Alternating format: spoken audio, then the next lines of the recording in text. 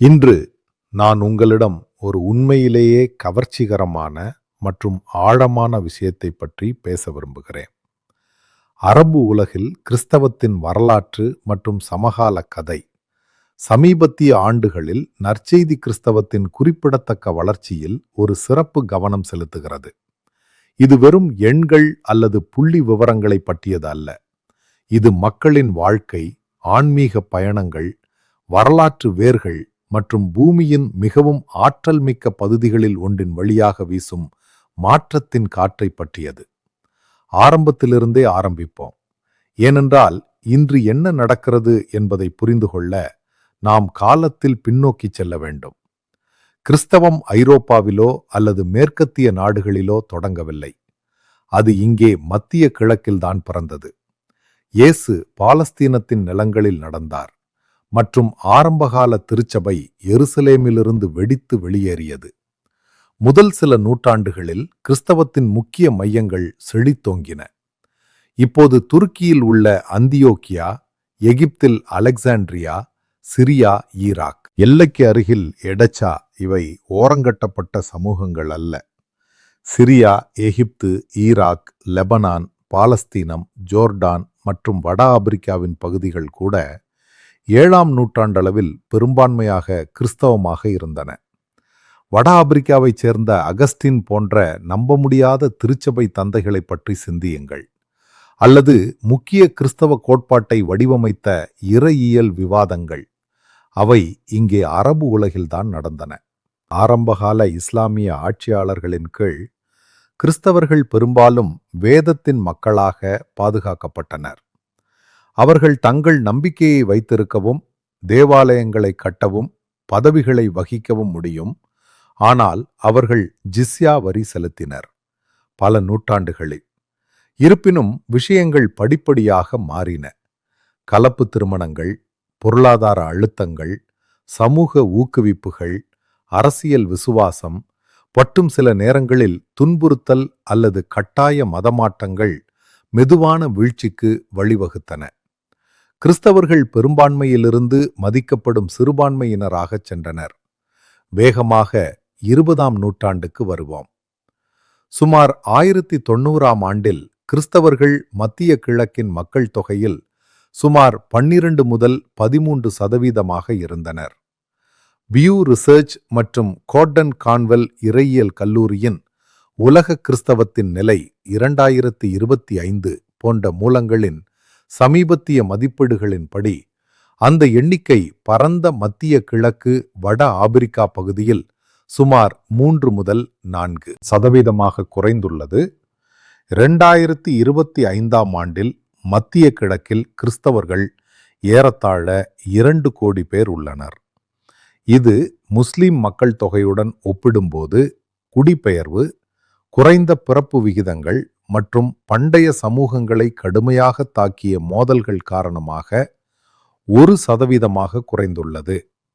Iraq மற்றும் சிரியாவில் ISIS போன்ற குழுக்கள் பேரழிவை ஏற்படுத்தின. ஆனால் இங்கே நுணுக்கம் இருக்கிறது. இந்த சரிவு முழுமையான கதையல்ல. சில இடங்களில் வளைகுடா நாடுகள் போன்றவற்றில் கிறிஸ்தவர்களின் எண்ணிக்கை உண்மையில் வளர்ந்துள்ளது. பெரும்பாலும் பிலிப்பைன்ஸ், இந்தியா மற்றும் தென்கிழக்கு ஆசியா போன்ற இடங்களிலிருந்து வரும் புலம்பெயர் தொழிலாளர்கள் தங்கள் நற்செய்தி அல்லது புராட்டஸ்டன்ட் நம்பிக்கைகளை கொண்டு வருகின்றனர்.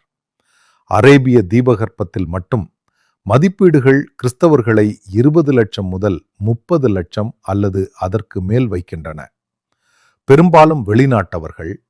பின்னர் நிலத்தடி, பெரும்பாலும் புகார் அளிக்கப்படாத கதை உள்ளது.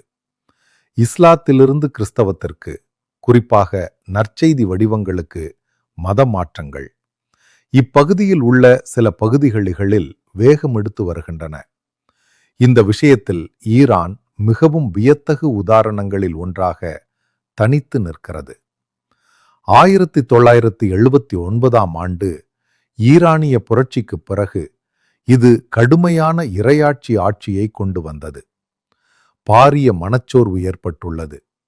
இலாம் மினிஸ்ட்ரீஸ் மற்றும் டிரான்ஸ்ஃபார்ம். ஈரான் போன்ற அமைப்புகளின் மதிப்பீடுகள் 2025 முதல் 2026 ஆண்டு வரையில் முஸ்லிம் பின்னணியில் இருந்து 10 லட்சம் முதல் 30 லட்சம் கிறிஸ்தவ மதமாற்றங்கள் இருப்பதாக கூறுகின்றன.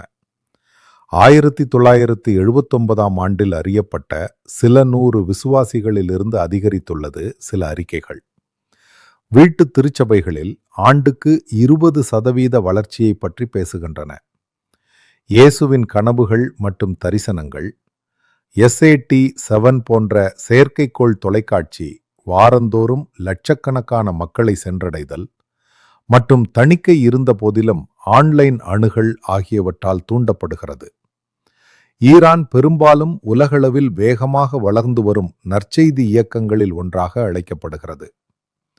எகிப்தில் நற்செய்தியாளர்கள் மொத்தம் 15 லட்சம் அல்லது அதற்கு மேல் உள்ளனர். மொத்தம் 15 முதல் 2 கோடி கிறிஸ்தவர்களில் அரசியல் ஏற்ற இறக்கங்களுக்கு மத்தியில் வளர்ந்து வருகின்றனர். இப்பகுதி முழுவதும் ஆயிரக்கணக்கான மக்கள் ஆண்டுதோறும் மதம் மாறுகிறார்கள். அமைதி, மன்னிப்பு மற்றும் கடவுளுடன் நேரடியான உறவின் தனிப்பட்ட கதைகளால் ஈர்க்கப்படுகிறார்கள். இப்போது இது ஏன் நடக்கிறது? முக்கிய உந்து காரணிகளை பற்றி பேசலாம். முதல்ல பொருளாதார வளர்ச்சி மற்றும் கல்வி. எண்ணெய் பணக்கார வளைகுடா நாடுகளில் சவுதி அரேபியாவின் விஷன் 2030 போன்ற தொலைநோக்கு பார்வைகளின் கீழ் விரைவான நவீனமயமாக்கல் உலகளாவிய கருத்துக்களுக்கு வெளிப்பாட்டை கொண்டு வந்துள்ளது. உயர்கல்வி விமர்சன சிந்தனையை வளர்க்கிறது. மக்கள் மாற்று வழிகளை பார்க்கும்போது கடுமையான கோட்பாடுகளை கேள்வி கேட்கிறார்கள். ஈரானில் இணைய அணுகல் தடைகள் இருந்த போதிலும் விவிலியம் மற்றும் கிறிஸ்தவ போதனைகளை அனாமதேயமாக ஆராய அனுமதிக்கிறது. இரண்டாவது, டிஜிட்டல் புரட்சி. யாராலும் தகவல்களை முழுமையாக தடுக்க முடியாது. சமூக ஊடகங்கள், குறியாக்கம் செய்யப்பட்ட செயலிகள், செயற்கைக்கோள் ஒளிபரப்புகள், யூடியூப். மக்கள் சாட்சியங்களை பார்க்கிறார்கள், தங்கள் மொழியில் நற்செய்தியை கேட்கிறார்கள். நெருக்கடிகளின் போது போர்கள், ஊழல்கள், பொருளாதார நெருக்கடி, பலர் அதிகாரப்பூர்வமாக வழங்கப்படுவதற்கு அப்பாற்பட்ட நம்பிக்கையை தேடுகிறார்கள். மூன்றாவது, நற்செய்தி கிறிஸ்தவத்தின் செய்தியின் கவர்ச்சி. சட்டபூர்வமான தன்மையை விட கிருபை, செயல்கள் அடிப்படையிலான ரட்சிப்பை விட மன்னிப்பு, கடுமையான சடங்குகளுக்கு பதிலாக கடவுளுடன் தனிப்பட்ட உறவு, பல மதமாற்றங்கள். கடுமையான விதிகளிலிருந்து ஒரு நாளைக்கு 5 முறை கட்டாய தொழுகைகள், பாலின பிரிவினை, கடுமையான கட்டுப்பாடுகள். தப்பித்து சுதந்திரம், அமைதி மற்றும் மகிழ்ச்சியை கண்டுபிடிப்பதாக விவரிக்கின்றனர். கடுமையான விளக்கங்கள். ஆணாதிக்கமாக உணரப்படும் இடங்களில் பெண்களின் சமத்துவம் ஆழமாக எதிரொலிக்கிறது. இளைஞர்கள் குறிப்பாக இதை முன்னோக்கி சிந்திக்கும், மனிதாபிமான மற்றும் விடுதலை அளிப்பதாக ஏற்றுக்கொள்கிறார்கள். பொருந்தக்கூடிய தன்மையும் உள்ளது. இஸ்லாமும் கிறிஸ்தவமும் ஒரே கடவுள் நம்பிக்கை. ஆபிரகாம், மோசே போன்ற இறை தூதர்களுக்கு மரியாதை மற்றும் இயேசு ஒரு கன்னிப்பெண்ணிடம் பிறந்த அற்புதம் செய்பவராக மதிக்கப்படுகிறார். பலர் ஆர்வத்துடன் விவிலியத்தை படிக்கத் தொடங்கி அன்பு, மீட்பு மற்றும் கடவுளின் தந்தையின் அக்கறை போன்ற கருப்பொருள்களை காண்கிறார்கள். அவை கடுமையான காட்சிகளுடன் ஒப்பிடும்போது புதியதாக உணர்கின்றன. இப்போது சவுதி அரேபியாவை மையமாக கொள்வோம், ஏனெனில் அது மாற்றத்தின் மையப்பகுதியாக உள்ளது. இளவரசர் முகமது பின் சல்மான் 2015 ஆண்டு சுற்றி உண்மையான கட்டுப்பாட்டை எடுத்துக்கொண்டதிலிருந்து சீர்திருத்தங்கள் சமூகத்தை மறுவடிவமைத்துள்ளன.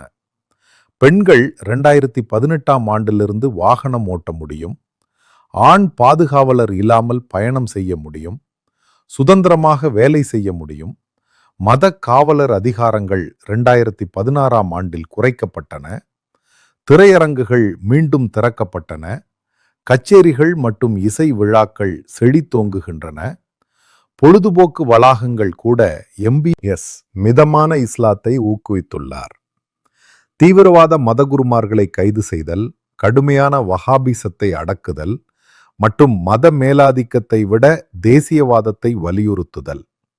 இந்த மேலிருந்து கீழான மாற்றங்கள் சில கடுமையான விதிகளை கட்டுப்படுத்துகின்றன. இணையம் மற்றும் பயணங்கள் மூலம் உலகளாவிய கலாச்சாரத்திற்கு வெளிப்படும் இளைஞர்களிடையே சுதந்திர சிந்தனையாளர்களுக்கு இடத்தை உருவாக்குகின்றன. விஷன் 2030 சீர்திருத்தங்களை பொருளாதார பல்வகைமையுடன் இணைக்கிறது. குறைந்த எண்ணெய் சார்பு அதிக திறந்த தன்மையை குறிக்கிறது. கிறிஸ்தவம் நிலத்தடியில் இருந்தாலும் பொது முஸ்லிம் அல்லாத வழிபாடு இன்னும் சட்டவிரோதமானது. இரகசிய வீட்டு திருச்சபைகளுக்கு வழிவகுக்கிறது. குறைந்த ஆக்ரோஷமான அமலாக்கத்திலிருந்து குறைக்கப்பட்ட பயம் மறைமுகமாக உதவுகிறது. உயர்மட்ட மதமாட்டங்களின் வதந்திகள் பரவுகின்றன, ஆனால் நம்பத்தகுந்த சான்றுகள் அரிது. பெரும்பாலானவை சரிபார்க்கப்படாதவை அல்லது போலியானவை. ஒட்டுமொத்தமாக இந்த வளர்ச்சி சீரானதாக இல்லை. ஈராக், சிரியா அல்லது யமனின் சில பகுதிகள் போன்ற மோதல் மண்டலங்களில் துன்புறுத்தல் அதை நசுக்குகிறது. பெரும்பாலான வளர்ச்சி புலம்பெயர்ந்தோர் அல்லது நிலத்தடி பூர்வீகர்களிடையே உள்ளது. உலகளவில் அதிக பிறப்பு விகிதங்கள் காரணமாக இஸ்லாம் மக்கள் தொகை ரீதியாக வேகமாக வளர்ந்து வரும் மதமாக உள்ளது. ஆனால் நற்செய்தி கிறிஸ்தவம் தனிப்பட்ட மதமாற்றங்கள் மூலம் வளர்கிறது.